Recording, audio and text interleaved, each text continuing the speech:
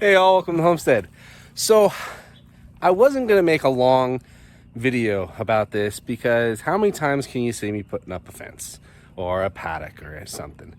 Besides that, I'm a little bit behind on getting our longer videos edited and uploaded. But I realized as I was doing this that there were a few things that it would have been nice to get on video to show you just how to work around some challenges and how to think outside the box if you need to. As you can see, I'm over here in the second pig paddock. They have tore up that other area. Yeah, I think you can see, even without getting close there is not a bit of green left in that area except for the very edge perimeters where they couldn't get at because of the hot wire I had up. So the rain helped. The rain definitely helped make that a nice little mud area. And we probably had them there too long. But they did their job. I've got them now in this area. Got the second paddock sat up for the most part. It's missing a couple things. One is I want to have a gate on that corner going out to the field. The idea with these paddocks is I want to be able to access each individual paddock from the field without having to go through the paddocks, through any of the other paddocks to get to one. But I decided I didn't have to have that right now to get them over here. And I didn't want to spend the money on another gate right now. I did need a gate on this side, and what I was able to do is repurpose this little gate that I had made a long time ago when we first had piggies. It's gonna be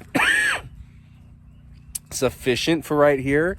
This is only a 6-foot span, which is fine because all I'm really looking to do is move the animals between the two paddocks. I'm not necessarily looking at moving a big vehicle through. That's what the gate going out that way is going to be for.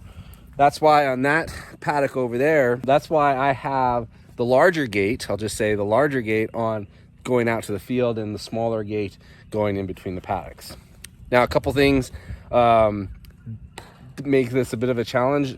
The mobile shelter I built for them wouldn't fit through that gate, so I had to tilt it up on its end and kind of carry it through. Kind of defeats the purpose of having wheels on the thing. I'm trying to hold this without putting my thumb in front of the camera. Sorry. But I also, having the shelter over here isn't as critical because now they've got part of the solar panels to act as a shade shelter for them. It's higher up off the ground, so it doesn't provide as much of a windbreak as that one does. But it's still shelter and shade, and that's the important aspect there. So just wanted to show you that gate, the little one. I really tried to repurpose everything that I had already on hand. I didn't want to spend money to get them into this area, and we've pretty much done that. Haven't spent but a little bit of money on T-post clips and a few more of the fiberglass posts for the electric fence. Now, getting under here, obviously it's not for a cattle panel. I was just able to get some 1x2 welded wire that I had left over and just kind of cut underneath.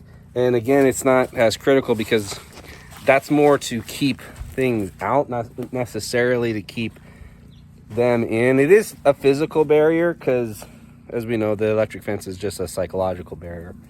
They haven't zapped themselves on it yet, so either they recognize it or they just haven't rooted around enough to get hit by it. But just wanted to make this mid-length video to show you we've got the system is working. It's in progress. Now, the area I've got left here, I'm figuring two more paddocks. Each paddock has turned out to be around 40 feet, give or take, 40 feet square. Again, not perfect dimensions. I think this second one's just a slightly smaller.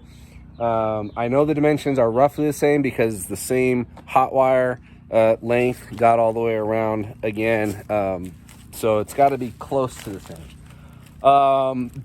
Using those dimensions, I figure I can get at least another paddock that'll come pretty much to the edge, maybe just a little bit beyond the edge of the solar panels.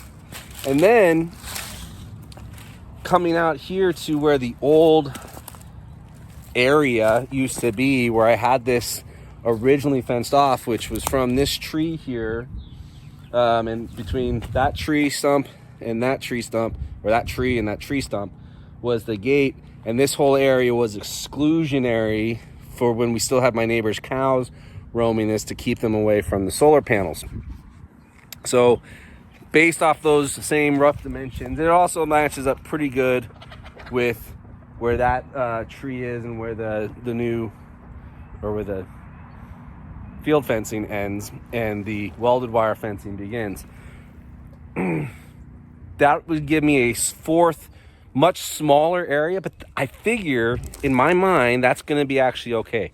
Having a much smaller area, because this will be when we get this thing really churning in a good rotation.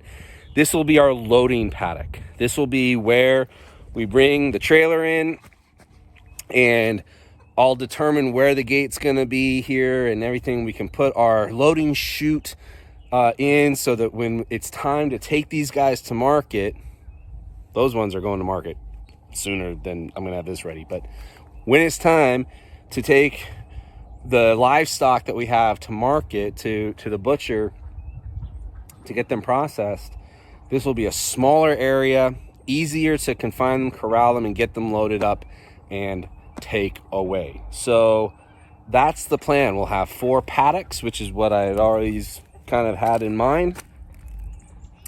And you can just, from the time that they're born, we get them as little feeder hogs.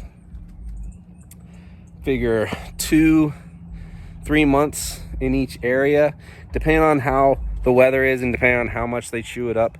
2 to 3 months, that gives, so say 2, 4, 6, 8. So it's about right. Or we go 3, 6, 9, 12, still about right. Somewhere in there, depending on the breed that we end up with and how aggressively we feed them out. So that's that. The layer chickens finally figured out, it's been a few days, that with this new area for Holly, to let her with the poly tape, that gate's open, they can come out over here. And so finally, in this evening, one of them led the way and they're kind of exploring. I'm hoping, so yeah, I see already a couple in the backyard and everything. So hoping we can either with dusk that they'll figure out how to get back, or maybe we'll get Zipporah out here and she can be the Pied Piper with the feed and get them back that way. Either way, God be with you all in all that you do. And remember, keep the faith, keep up the fight. God bless.